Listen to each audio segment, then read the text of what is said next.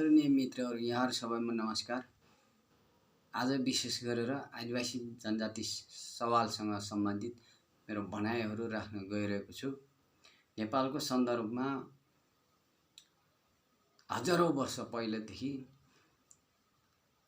भनौं यहाँ सबैभन्दा पुरानो बासिन्दाको रूपमा आदिवासी जनजातिहरू बसोबास गर्नुभएको कुरा सबै तथ्यहरूबाट प्रमाणित छ।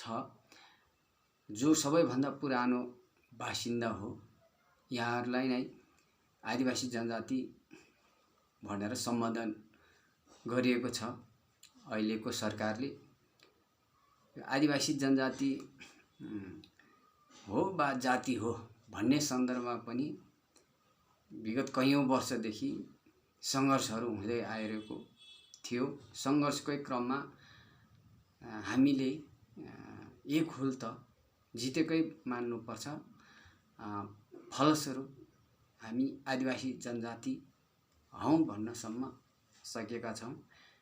विशेष गरेर नेपालमा आदिवासी जनजाति भन्नाले तामाङ, मगर, गुरुङ, राई, लिम्बू, शेर्पा, थकाली, चेपाङ लगायतका झन्डै 122-23 वटा जातहरू आदिवासी जनजातिभित्र पर्दछन्, जसले चाहिँ आफ्नो भाषामा कुरा गर्दछ, आफ्नो वेशभूषा लगाउनुहुन्छ, आफ्नै किसिमका खानपिन, आफ्नै किसिमका संस्कृति, रीतिरिवाज, आफ्नो थाकथलो लगायतका विशेषताहरू यहाँहरू समक्ष छ। त्यो सबैले बुझेकै कुरा पनि हो। कि यतिका वर्षहरूमा हाम्रो आदिवासी जनजातिले नेपालको सन्दर्भमा के गर्यो त? खाली घरमा बसेर खानपिनको कुराकानी मात्रै गर्ने, व्यवस्थापन मात्रै, परिवारको व्यवस्थापन मात्रै गर्ने हो कि अथवा राज्य स्तरमा राज्य कसरी सञ्चालन गर्नु पर्दछ, विगतमा पुर्खाहरूले राज्य कसरी सञ्चालन गर्ने गर्थ्यो र कसरी पुर्खाहरूको राज्य सञ्चालन गर्ने सिस्टमबाट वञ्चित भयो र हामीले अब के गर्न सकिन्छ भन्ने सन्दर्भमा पनि खुल्दुली लाग्नु भएको भए चाहिँ मेरो भनाइहरू यहाँहरूलाई केही सत्य साबित हुन सक्छ कि भन्ने लागेर थोरै भनाइहरू राख्न गइरहेको छु। हामीले आफ्नो थाकथलोको राज्य सत्ता प्राप्त गर्नकै लागि आदिवासी जनजातिहरूले विभिन्न समयमा सङ्घर्षहरू गर्दै आइरहेको र त्यो सङ्घर्षहरू पछि जनआन्दोलन र जनयुद्धमा परिणत भयो, ताकि पञ्चायती व्यवस्थाको पनि अन्त्य भयो र नेपालको शोषक र सामन्त सबैले भन्ने गर्थ्यो जो राजतन्त्रात्मक व्यवस्था थियो त्यसको पनि अन्त्य भयो। यसमा हामी सबै आदिवासी जनजातिहरूको बल, बुद्धि, विवेक सबै प्रयोग भएको छ र नै यो शासन व्यवस्थाको अन्त्य भयो र अहिले नयाँ व्यवस्था लागू भयो। त्यो चाहिँ नयाँ व्यवस्था भनेको विशेष गरेर हुन त आदिवासी जनजाति साथीहरूले अहिले पनि यो संविधानलाई अपुरो र अधुरै भन्ने गर्दछ र अपुरो र अधुरै पनि हो, हुँदै पनि स्वीकार्नु परिरहेको अवस्था छ।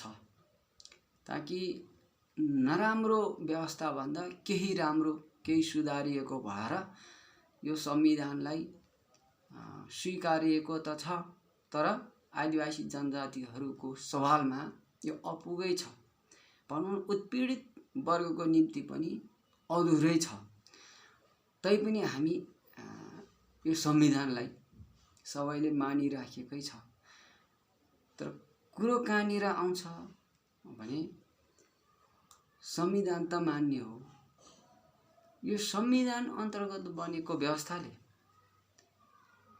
यो फेरिएको व्यवस्थामा, परिवर्तित व्यवस्थामा आदिवासी जनजातिहरूले सोचेको कुराहरू कहाँनिर पुरा भयो त?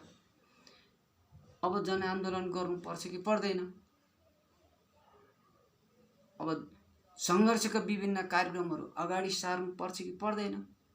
के हामी सबैलाई मुक्ति भइसकेको हो त भन्ने प्रश्नहरू उठ्न सक्छ। यहाँहरूको मनभित्र पनि यही कुरा हुन सक्छ। त्यसैले मैले पनि आफ्नो भनाइहरूमा यो कुराहरू व्याख्या गर्न गइरहेको छु। नेपालमा आदिवासी जनजातिहरूले चाहेको मुख्य कुरो भनेको सङ्घीयता व्यवस्था अन्तर्गत प्रदेश स्तरको राज्य सञ्चालन गर्दा आफ्नो जहाँ आफ्नो बढी घनत्व जनसङ्ख्या छ त्यसको आधारमा, जस्तो उदाहरणको लागि ताम्सालिङ राज्य भन्नुहोस्, नेवा राज्य, किराँत राज्य, मगरात राज्य, तमुवान राज्य, शेर्पा राज्य लगायतका विभिन्न राज्यहरूको परिकल्पना गरिएको थियो, जो प्रदेश स्तरको राज्य स्तर बनाउन सक्दैन। जनसङ्ख्या कम छ भने त्यस्तो आदिवासी जनजातिहरूको सवालमा भने कुनै एक जिल्ला भूगोलको रूपमा उहाँहरूलाई छुट्याउने, त्यो भूगोलमा त्यो क्षेत्रमा आर्थिकदेखि लिएर प्रशासनदेखि लिएर सबै क्रियाकलापहरू सोही स्तरकाले गर्न पाउनुपर्ने व्यवस्था हुनुपर्ने भन्ने सबैको चाहना हुन सक्छ। त्यसो भएन, त्यस राज्य सञ्चालनभित्र हामीले के सोचिरहेको हुनुपर्दछ भने आफ्नो भाषा, आफ्नो लिपि, संस्कृति, आफ्नो वेशभूषा प्रयोग गर्दै वर्गीय मुक्तिको सवालमा समान ढङ्गले आर्थिक हैसियत स्तर उन्नति गर्ने दृष्टिकोणतिर सरकार लाग्नुपर्छ भन्ने सबैले सोच्नु भएको थियो होला। तर त्यसो पनि हुन सकिएन। यहाँ त के हुन गयो भन्नुहुन्छ भने उही फेरि पुरानै एक सत्ता गयो अर्को सत्ता आउँछ, उही ब्राह्मणवादी सिस्टम। ब्राह्मणवादी सिस्टममा पहिला चाहिँ घोषणा गरेर त्यस्तो खालको व्यवस्था थियो, अहिले अघोषित रूपमा त्यही सिस्टम चलाइराखिएको छ। अब आदिवासी जनजाति मित्रहरूले हामीहरूले फेरि पनि सङ्घर्ष गर्नुपर्छ कि पर्दैन यसो सोच्नु भए हुन्छ। मैले मात्रै आन्दोलन गरिहाल्नुपर्छ भनेर भन्नुभन्दा पनि यहाँ सबैले थाहा भएको कुरा हो, फेरि आन्दोलन गर्नुपर्छ कि पर्दैन, फेरि सफलता हात पार्नुपर्छ कि पर्दैन। पञ्चायती व्यवस्था र राजतन्त्रको अन्त्य हुँदैमा आदिवासी जनजातिहरूको मुक्ति भइसक्यो, यही हो त मुक्ति भन्ने मेरो पनि प्रश्न हो। यहाँहरू सबैमा पनि यो खालको प्रश्न हुन सक्छ। कसरी अहिले पनि नयाँ व्यवस्था, यो व्यवस्थामा पनि घुमिफिरी ब्राह्मणवादी राज्य सत्ता नै छ भनेर म भन्छु भने यहाँहरूलाई जस्तो सरकारको केन्द्रीय निकायमा हेर्नुहोस्, मन्त्रीमण्डलमा हेर्नुहोस्, प्रशासनिक क्षेत्रहरूमा हेर्नुहोस्, नेपाल अधिराज्यभरमा हाम्रो देशको प्रशासन चलाउनको लागि 25-30 वटा मन्त्रालय बन्ने गर्दछ। त्यो मन्त्रालय अन्तर्गतको सचिवहरू, मुख्य सचिवहरू, सहसचिवहरू, उपसचिवहरू आदिवासी जनजातिको तर्फबाट कतिजना हुनुहुन्छ औँलामा गर्नुहोस् त। त्यसबाटै तपाईलाई छर्लङ्ग हुन्छ राज्य व्यवस्था कसको हातमा रहेछ, तपाईले गरेको आन्दोलन खेर गएछ कि गएन छ, तपाईले गरेको जनयुद्ध खेर गएछ कि नाफामूलक उपलब्धि भएछ, त्यहाँनिर तपाईले विचार गर्न सक्नुहुन्छ। त्यसपछि प्रदेश सरकारमा तपाई जानुस्, प्रदेश सरकारमा मन्त्रीमण्डलमा कतिजना छ, कतिजना छ, त्यसमा आदिवासी जनजातिहरू कतिजना हुनुहुन्छ। त्यसपछि त्यो मन्त्रीमण्डल बाहेकका प्रशासनिक फाँटमा हेर्नुस्, प्रदेश प्रमुखहरू कतिजना आदिवासी जनजातिको तर्फबाट, त्यो हिसाब निर्क्युल गर्नुस्। नेपालमा अहिले 77 वटा जिल्लाहरू छ। नयाँ व्यवस्था अनुसार 77 वटा जिल्लामा कतिजना सिडिओ छ आदिवासी जनजातिको तर्फबाट? तपाईहरुले महसुस गर्नु भएको छ?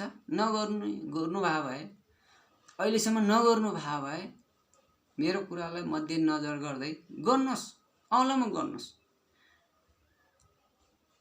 आदिवासी जनजातिको तर्फबाट कतिजना हुनुहुन्छ सिडिओ साहबहरू? त्यसपछि सहायक सिडिओहरू जो चाहिँ भविष्यमा सिडिओ बन्नको लायकको कतिजना हुनुहुन्छ? त्यहीबाट थाहा हुन्छ नेपालको राज्य व्यवस्थामा आदिवासी जनजातिको हक र अधिकारहरू कहाँसम्म पुगेछ भन्ने त्यही थाहा हुन्छ।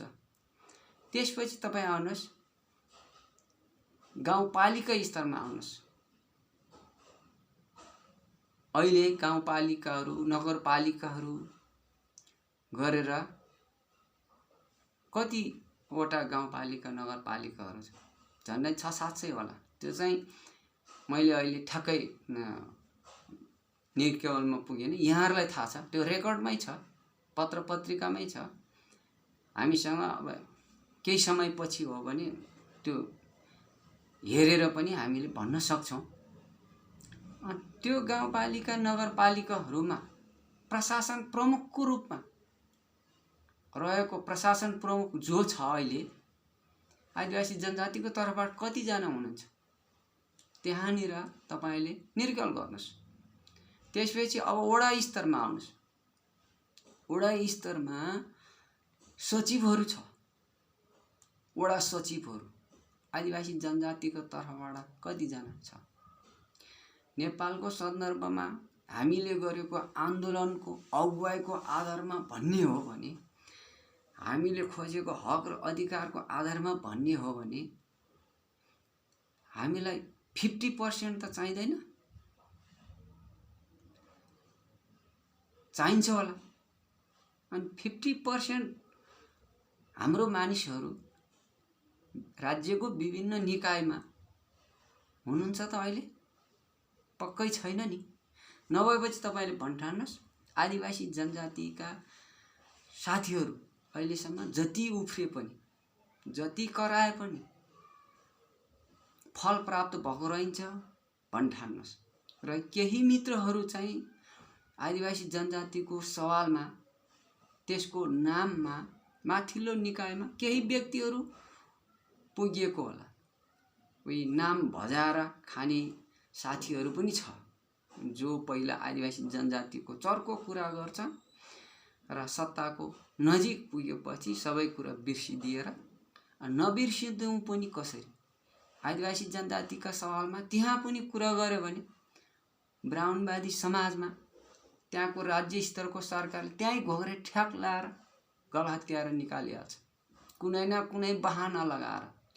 तपाईको नेपाली भाषा जो हामीले बोल्दैछ,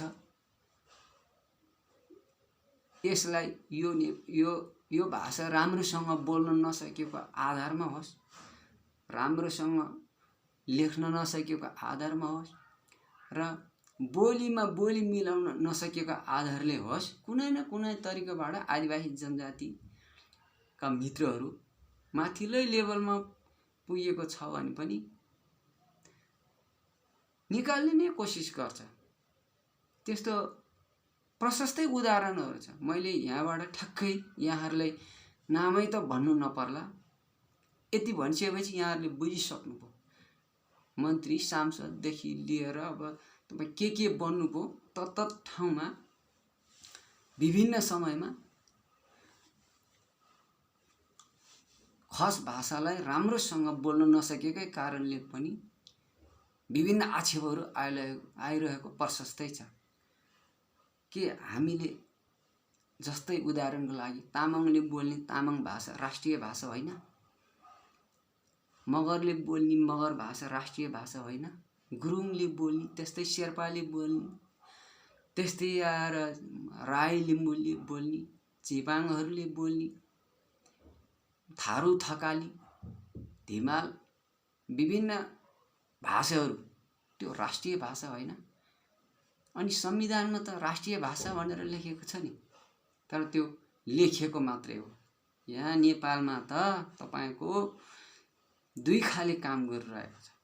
एउटा देखाउनको लागि लेखाइएको, एउटा चाहिँ नलेखिए पनि कार्यक्रममा समावेश गर्ने खालको कूटनीतिक कामहरू हाम्रो नेपालका जो अहिले जनआन्दोलन र जनयुद्धबाट खारेर आउनुभएको साथीहरू पनि यस्तो काममा माहिर हुनुहुन्छ।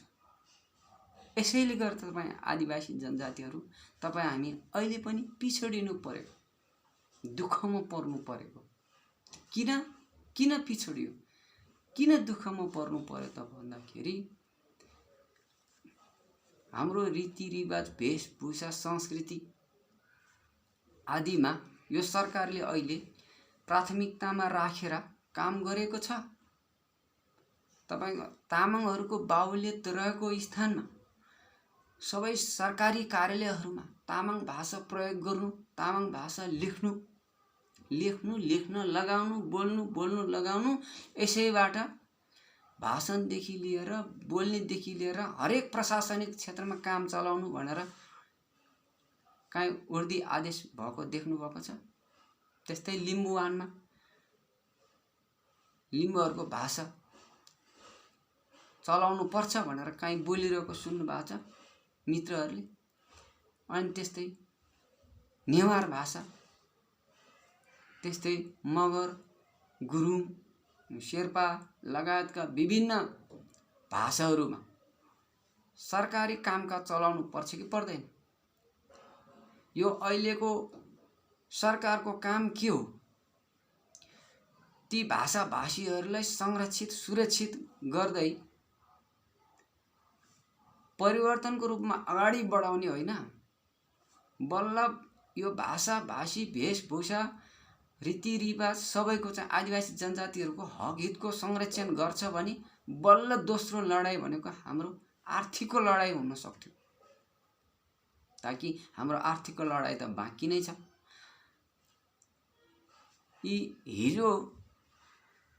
हिजो साम्यवादको कुरा गर्ने, समाजवादको कुरा गर्ने मानिसहरू नै आज सरकारमा छ। सरकार गिराउने र नयाँ बनाउने खेलमा लागेकै छ। अनि सरकार नै नयाँ बनाउन सक्ने, सरकार नै गिराउन सक्नेहरूले आदिवासी जनजातिको सवालमा, हक हितको सवालमा केही बोल्न सक्दैन, केही गर्न सक्दैन। त्यसो उनीहरूले सके पनि चाहँदैन। त्यही भएर म आदिवासी जनजाति मित्रहरूलाई के भन्न चाहन्छु भने यो तरिकाले तपाईँ हामीले अहिले गरेको, विगतमा गरेको तरिकाले हाम्रो हातमा राज्य सत्ता आउँदैन। राज्य सत्ता आउनको लागि हामीले नयाँ ढङ्गको अभियान चाल्नुपर्छ। जस्तो तपाईँ सिडिओ बन्ने कोसिस गर्नुहोस्। विगतमा एलडिओ भन्ने थियो, त्यो जीविस प्रशासकीय प्रमुख हो। अहिले जिल्ला समन्वय समिति गठन गरिएपछि त्यहाँ एउटा प्रमुख आउँछ, त्यसैलाई सम्झिनुहोस् एलडिओ भनेर। त्यसमा तपाईँ सहभागी हुनुहोस्। त्यसमा सहभागी हुनको लागि तपाईँ आन्दोलन गरिराख्नु पर्दैन। तपाईले आफ्नो योग्यता पुरा गर्नुहोस्। तपाईले जसले तपाईलाई बुर्जुवा शिक्षा भनेर विगतमा नपढ्नको लागि नपढाउनको लागि अनुरोध गर्दैछु थियो, अब त्यसलाई निस्तेज पार्नुहोस् ताकि तपाईले त्यही शिक्षा काम लाग्दो रहेछ भन्न ठान्नुहोस्। अहिले त्यही शिक्षा चलिरहेको छ। अहिले विगतमा बुर्जुवा शिक्षा भन्थ्यो, जनवादी शिक्षा लागू भएपछि मात्रै पढ्नु पर्छ पढाउनु पर्छ भन्नेहरूले आफूले त्यही बुर्जुवा शिक्षाको डिग्री गरेर आज सरकारी अफिसहरुमा हाकिम पोस्ट खाइरहेको छ। त्यसैले म आदिवासी जनजाति मित्रहरूले पनि के भन्न चाहन्छु भने, तपाईहरु हामी सबैले आदिवासी जनजातिको सवालमा ढुङ्गा मुढा गर्नु छ, जनआन्दोलन गर्नु छ, त्यो त छँदै छ। त्यो तपाई हामी गरौँला, गर्नेले गरौँला, जसले त्यहीसँग सम्बन्धित सोच बोक्दछ हामी गरौँला। तर जो लेखाइ पढाइ गरिराख्नु भएको छ तपाईहरुले राम्रोसँग पढ्नुस्। त्यो अरूले बुर्जुवा शिक्षा भन्दैमा तपाईले छोड्ने होइन, त्यही बुर्जुवा शिक्षा पढ्नुस् र नयाँ शिक्षामा रूपान्तरण गर्नका लागि कोशिश गर्नुस्। जसले त्यही शिक्षा पढ्छ उसैले नयाँ शिक्षा खोज तलास अनुसन्धान गर्न सक्छ। विगतमा हाम्रो कमी कमजोरी यहीँनिर भएको। हामीले ढुङ्गा मुढा गरिसकेपछि, सत्ता प्राप्त भइसकेपछि हामी यो राज्य सत्ताको ठूलो ठाउँमा बस्न सकिन्छ भने होइन। आज गति के भयो त? गति त त्यही हो। तपाईं हामीले त्यही कमजोरी गरेको कारणले आज हामी जहाँ पनि तल्लो स्तरमा काम गर्नु पर्यो। तपाईलाई मैले यो भन्दै गर्दा मित्रहरूले के पनि लाग्न सक्छ भने हामी तल्लो स्तरमा त काम गरिरहेको छैनौं जस्तो लाग्छ। त्यसरी होइन, तपाईको सोचाइ नै गलत। तपाईलाई प्रत्यक्ष रूपमा होइन, अहिले चाहिँ उहिले राणाकालीन, पञ्चायतकालीन र राजतन्त्रात्मक अवस्थामा तपाईलाई प्रत्यक्ष रूपमा तल्लो स्तरमा होला, तर अहिले चाहिँ अप्रत्यक्ष स्तरमा तपाई तल्लै तहमा हुनुहुन्छ। तपाई राजनीतिकै क्षेत्रमा भन्नुस्, तपाई राजनीतिको सोच कहाँ राख्नु भएको छ? तपाईको चिन्तन भनेको वडा सदस्य बन्न पाउँछ कि पाउँदैन भन्ने सम्म होइन। तपाईको हाम्रो आदिवासी जनजातिहरुको चिन्तन भनेको वडा अध्यक्षसम्म बन्न सक्छ कि सक्दैन भन्ने होइन।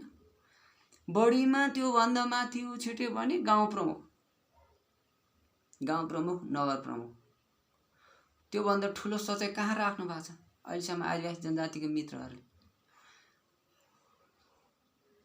आफू तलै बसेर भए पनि, तल्लो स्तरमै बसेर भए पनि साथीहरूले माथिल्लो स्तरमा पुर्याउनु पर्छ भन्ने तपाईहरुको भनाइ होइन। तपाईको साथी भनेको उही ब्राह्मणवादी सोच भएको होइन त? त्यस्तै साथीहरूले मात्र त तपाईले माथि पुर्याउँदै हुनुहुन्छ त। अहिलेसम्म तपाईले गरेको काम त्यही हो। त्यही भएर नै आदिवासी जनजाति मित्रहरू तल पर्दै गइरहेको छ। उहिले पञ्चायत कालमा तल हुनुहुन्थ्यो, तल्लो स्तरमा, राणाकालीनमा अवस्थामा तल्लो स्तरमा हुनुहुन्थ्यो। त्यतिखेरको अवस्था छुट्टै थियो। बरु त्यतिखेरको बाबुबाजेको पालामा, हामी सबैको पुर्खाको पालामा आफ्नो तरिकाले संघर्ष गर्नुभयो उहाँहरूले। त्यतिखेरको लागि त्यही ठिक थियो, त्यही काफी थियो। तपाई हामीले अझ उहाँहरू भन्दा बढी बुझ्यौं। यो 21औं शताब्दीमा आयौं, हामीले जनयुद्ध र जनआन्दोलन पनि सफल पार्यौं भन्ने मित्रहरू अनि अरु ब्राह्मणवादी मित्रहरूलाई माथि पुर्याएर आफू तल बस्छु भनेर तपाईले भन्नु नै तपाईको सोच कहाँनिर पुग्यो त्यो राम्रोसँग विचार गर्नु होला। त्यो सोचकै कारणले गर्दा तपाई र म त होला त्यसरी बस्न सकिएला। हाम्रो भविष्यका हाम्रो आदिवासी जनजातिका मानिसहरूलाई पनि हामीले त्यो भड्खालोमा लाग्न लगाउन कोसिस गर्दैछौँ। त्यसैले त्यो भड्कालोबाट जोगाउनका लागि हामीले अलिकति भए पनि कोसिस गरौँ कि माथिल्लो स्तरमै हरेक कार्यक्रमहरू गरौँ भन्ने सोचौँ। मेरो भनाइ यस्तै किसिमको म राख्न गइरहेको छु। तपाईँ राजनीति गर्नु भएको छ भने तपाईँ पहिला सुरुमा वडामा क्रियाशील हुनुहुन्छ भने तपाईँ गाउँ तह, त्यसपछि तपाईँ जिल्ला तह, तपाईँ प्रदेश तह, त्यसपछि केन्द्रीय तहबाट पनि तपाईँ उच्च स्तरको केन्द्रीय लेभलमा राजनीति गर्ने कोसिस गर्नुहोस्। तपाईँ जागिर खाँदै हुनुहुन्छ भने त अघि मैले भनेकै जस्तो गरेर प्रशासनिक फाँडहरूमा तपाईँ भाग लिँदै हुनुहुन्छ भने पनि तपाईँले स्टेप बाई स्टेप कसरी माथि जान सकिन्छ भन्ने खालको सोचहरू तपाईँमा आउनु पर्दछ। अनि हामीले आदिवासी जनजाति मित्रहरूले पुलिस र आर्मीमा पनि कुरा राख्नुहोस्। हामीले चिफ बन्ने कोसिस गर्नुभयो, त्यस्तो खालको दूरदृष्टि सोच्नु भएको छ, चाहे पुलिसमा होस् चाहे आर्मीमा होस्, त्यसमा पनि सोच्नुहोस्, त्यहाँ भाग लिनुहोस्। त्यहाँ भाग लिनको लागि कुन तरिकाबाट सुरुवात गर्ने भन्ने सन्दर्भमा अलि विशेष ध्यान दिनुहोस्। तपाईले थोरै ध्यान दिन साथ तपाईलाई यो ज्ञान प्राप्त भइहाल्छ। अनि अर्को कुरो, यति गरिसकेपछि हामीले हरेक प्रशासनिक फाँडहरू, हरेक राजनीतिक क्षेत्रहरूमा, हरेक ठाउँमा हाम्रो आदिवासी जनजाति मित्रहरू अगुवाईमा आउनुभयो भने बल्ल हामीले अर्को पनि के ध्यान दिनु पर्दछ भने हामीले राजकाज चलाउने कहाँ हो, हाम्रो क्षेत्र कहाँ हो, त्यो पनि ध्यान दिनुहोस्। अहिलेसम्मका आदिवासी मित्रहरूले त्यो ध्यान दिइरहेको छैन जस्तो मलाई महसुस भइरहेको छ। हामीले राजकाज चलाउन खोजेको, जस्तै प्रदेश स्तरको भनौँ, स्थानीय स्तरको भनौँ है, कहाँ हो त? अब केन्द्रीय स्तरको भए, केन्द्र भनेको त एक ठाउँ मात्रै हुन्छ, केन्द्रीय प्रशासन भनेको त्यहाँ गर्ने छुट्टै भयो। जस्तै प्रदेशहरू, तामसालिङ प्रदेश चलाउने हो भने, उदाहरणको लागि नेवा राज्य चलाउने हो भने, किराँत राज्य चलाउने हो भने, मगरात राज्य चलाउने हो भने, तमुवान राज्य चलाउने हो भने, लगायतका विभिन्न निकायहरू चलाउने हो भने त्यो ठाउँमा आदिवासी जनजातिका जनमत चाहिन्छ कि चाहिँदैन? जनमत चाहिनको लागि, जनमत त आदिवासी जनजाति मित्रहरू सबै जनमत भयो, तर जनमत तपाईसँग कति छ त? जनमतको साथमा जनसङ्ख्या कति छ? तपाईँ हामी अहिले जहिले पनि ब्राह्मणवादी सोच भएका मित्रहरूसँग बहस र छलफल डिस्कस त गर्छौँ, प्रशस्तै गरेको मैले सुनिरहेको छु। गाउँदेखि जिल्लासम्म, जिल्लादेखि सहरसम्म, राजधानीसम्म, जुनसुकै गाउँमा गए पनि डिस्कसहरू प्रशस्तै गरेको देख्छु। तर त्यो डिस्कस मात्रै हो, त्यो एकछिनको लागि क्षणिक मनको कुरा सफाई गर्नको लागि मात्रै त्यो डिस्कस गरिरहेको सुन्छ सायद भाइले। खासै निचोडमा पुग्नको लागि गरिएको डिस्कस होइन। तपाईँ निचोडमै पुग्न चाहनुहुन्छ भने तपाईँ तामसालिङ राज्य,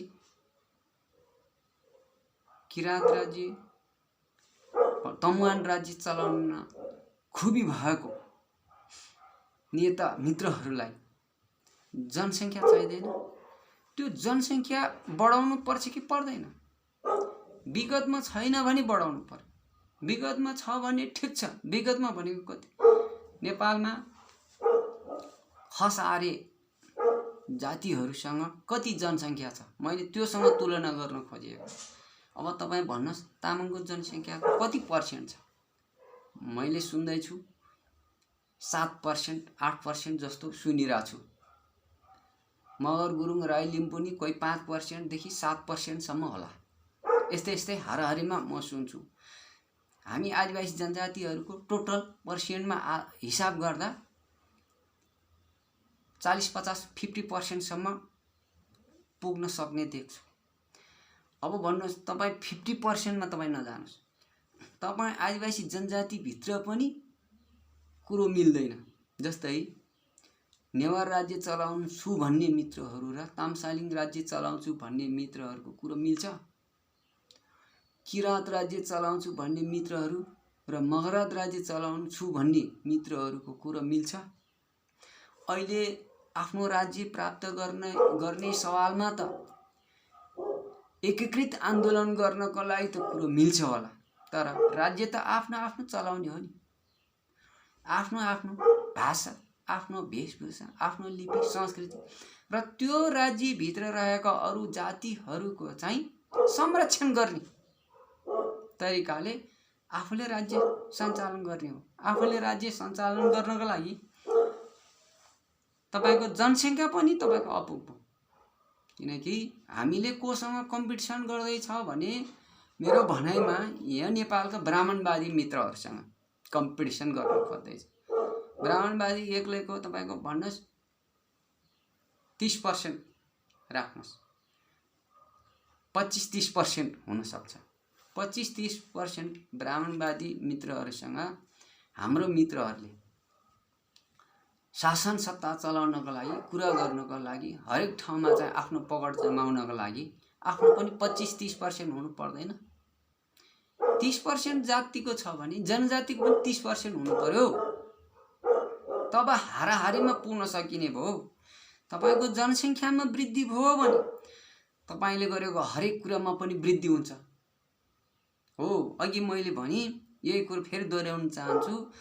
हाम्रो जनसङ्ख्या कम भएकै कारणले हरेक प्रशासनिक क्षेत्रमा हाम्रो त्यहाँ पनि मानिसहरू कम भएको हुन सक्छ। यो मेरो ठम्याइ हो। मित्रहरूले यो विषयमा ध्यान दिनु भएन होला सायद। अहिलेसम्म मैले धेरै आदिवासी जनजातिका मित्रहरूसँग भेट गरिसकेका छु, भेट भइराखेका छु, तर उहाँहरूको सोचाइमा यो कुरा अझै पुगिसकेका छैन उहाँहरूको दिमागमा। त तपाईँ आज मेरो भनाइ सुनिसकेपछि तपाईँले याद गर्नुहोस्, एकछिनको लागि मगर र गुरुङको सङ्ख्या कति छ? गुरुङको मात्रै पर्सेन्टको आधारमा त्यही 6-7% होला।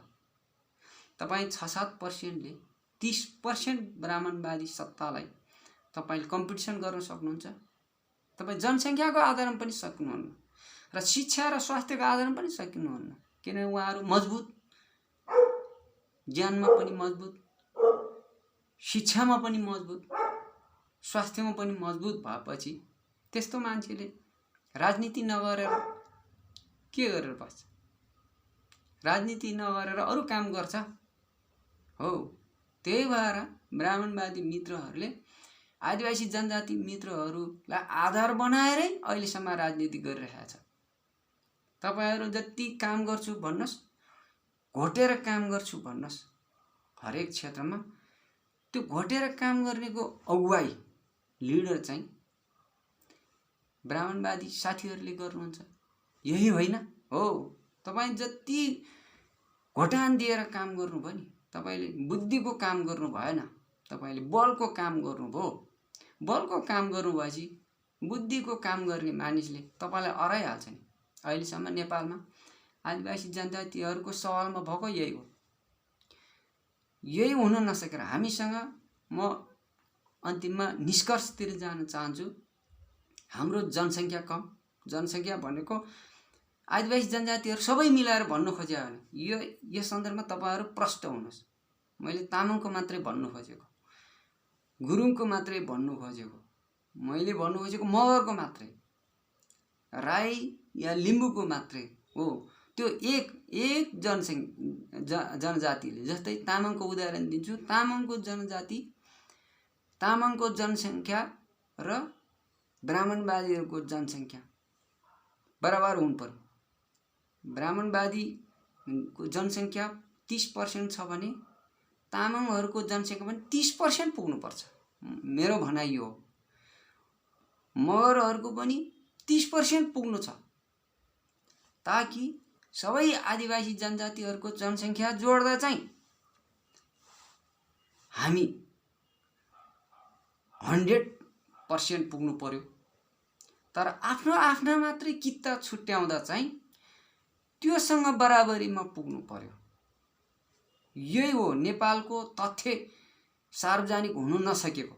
यो भनाइहरू विगतमा विभिन्न कमजोरीको कारण, विभिन्न डरको कारणले यो भनाइहरू बाहिर नल्याइएको। यहाँहरूले प्रष्ट रूपमा यही बुझिदिनुहोस् कि 1 नम्बरमा जनसङ्ख्यामा कम्ती भयो। यहाँहरूले फेरि अर्को सोचाइ गर्नु होला मैले के भन्दैछ भनेर। तपाईहरुले उल्टो पनि बुझ्न सक्नुहुन्छ, किनकि नेपालको जनसङ्ख्या झन्डै 3 करोडको हाराहारीमा अहिले छ सबै टोटलमा। त 3 करोड जनसङ्ख्या त नेपालमा बढी भयो भन्ने यहाँको मनसाय होला। झन् आदिवासी जनजातिका मित्रहरूको यो जनसङ्ख्या पनि वृद्धि गर्नुपर्छ, शिक्षा स्वास्थ्य रोजगारको साथसाथमै भन्ने कुरा मैले राख्दा तपाईहरुले अचम्मित हुनुहुन्छ होला।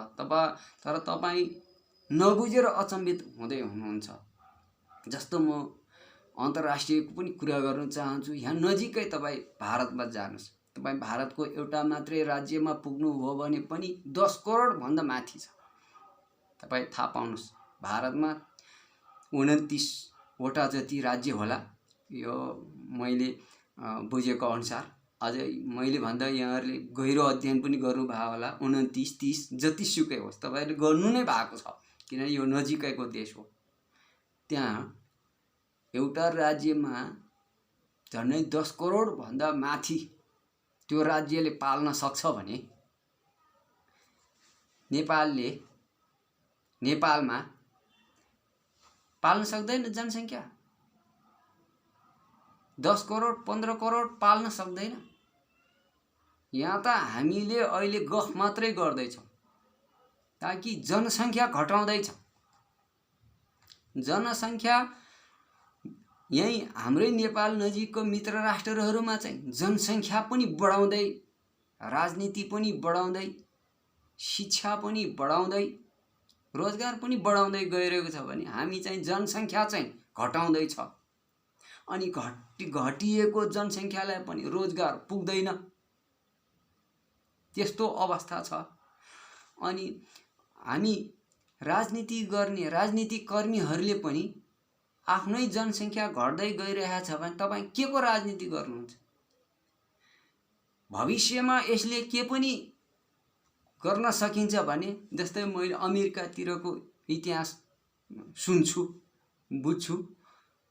त्यो देशमा मानिस नभएको कारणले धेरै वर्ष पहिला अमेरिका बन्ने बेलातिरको कुरा हो।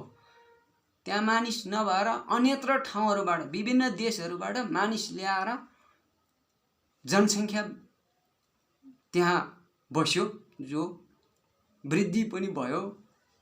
अनि त्यसैको अहिले राजकाज चलाइरहेछ अमेरिकामा। जनसङ्ख्या बिनाको राजकाज चलाउँछ। यहाँ नेपालका आदिवासी जनजाति मित्रहरूलाई विशेष गरेर म यो कुरा सुनाउँदैछु।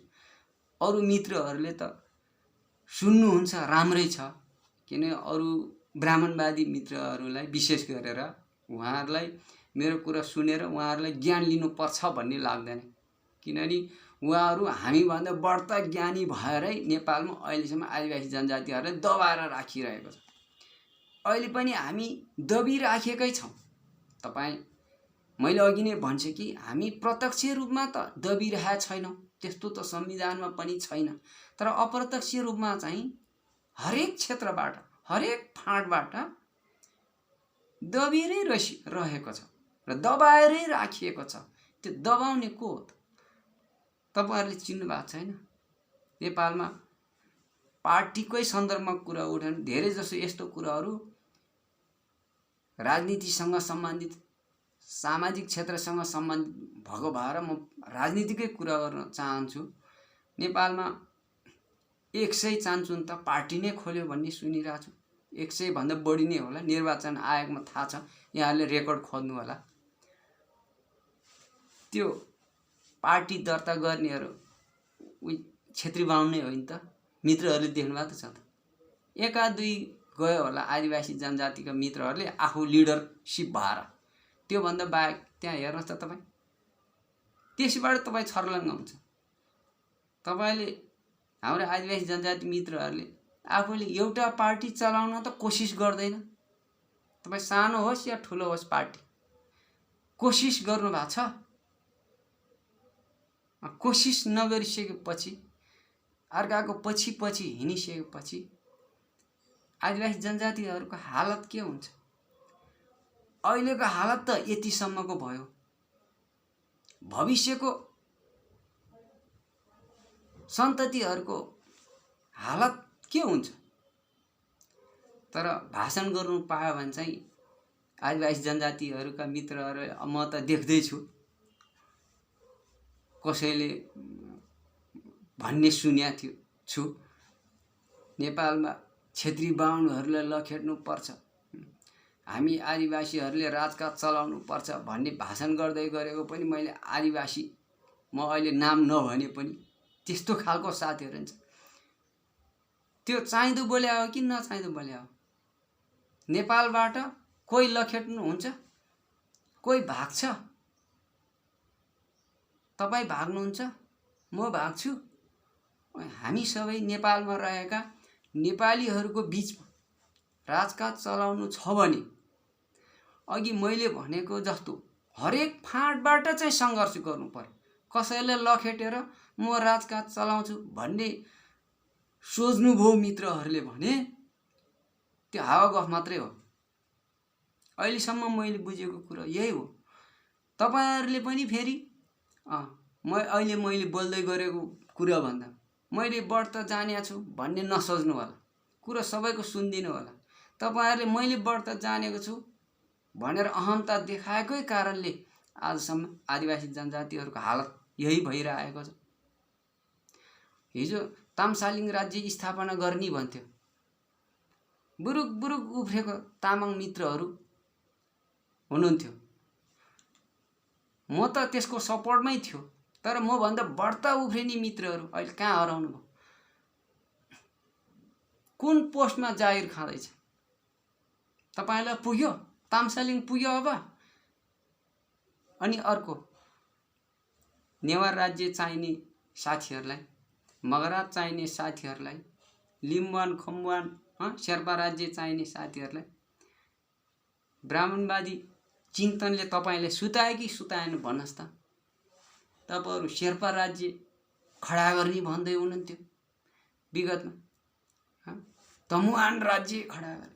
त्यहाँ त आफ्नो भाषा वेशभूषा त्यो प्रदेशमा त सिपाही पुलिस सबै आफ्नो राखेर राज्य सत्ता चलाउने भन्दै हुनुहुन्थ्यो। आज कहाँ हराउनु तपाई?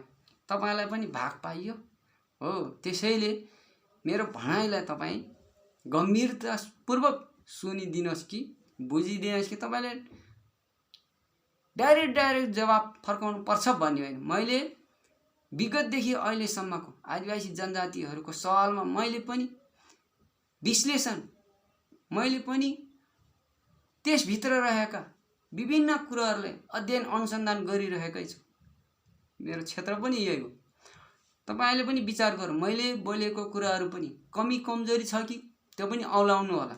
तर मेरो सबै कुरालाई तपाईले कमी कमजोरी जस्तो ठान्नु हो भने तपाई आफै कमी कमजोरी हो भन्ने ठान्नुहोस्। फेरि तपाईहरु जस्तै आदिवासी जनजातिका मित्रहरू भएको कारणले नै अहिलेसम्म आदिवासी जनजातिहरू मुक्ति हुन नसकेको, माथि उठ्न नसकेको भन्ने मेरो भनाइ राख्दै आज यही छोटो भनाइ यही समाप्त पार्न चाहन्छु।